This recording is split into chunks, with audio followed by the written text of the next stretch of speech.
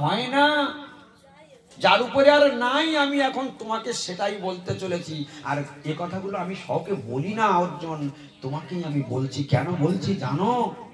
তোমাকে আমি কেন বলছি জানো? ইষ্ট অসীমে দৃঢ়মিতি তত ব্যাখ্যামিতি হিতম। তুমি আমার অত্যন্ত প্রিয়, তাই তোমার মঙ্গলের জন্য আমি এই গোপন কথাটা। তাহলে দেখলেন তো, ভগবানকে জানলে এই চিরকালের মতো মায়ার বন্ধন থেকে ছুটি হয়ে যায়। গৌর যদি কেউ ভগবানকে জানতে পারে, দেহত্যাগ করার পর তার আর নতুন করে আর জন্ম নিতে হবে না। আচ্ছা বড়, যে এত বড় ভাগ্য আমাদের চাই না? এ ভাগ্য আপনাদের লাগবে না? গীতাতে প্রথমে ভগবান কি বলেছে?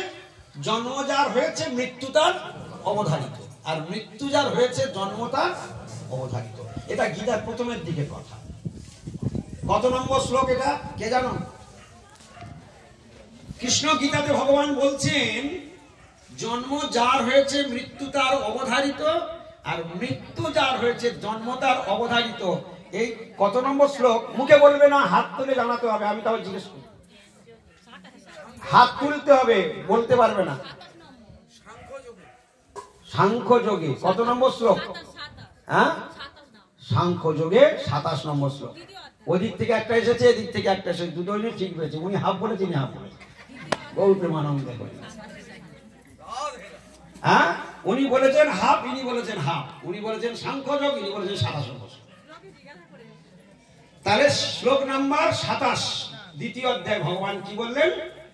জাতস্য হি ধ্রুব মৃত্যু ধ্রুবং জন্ম মৃতস্য চ।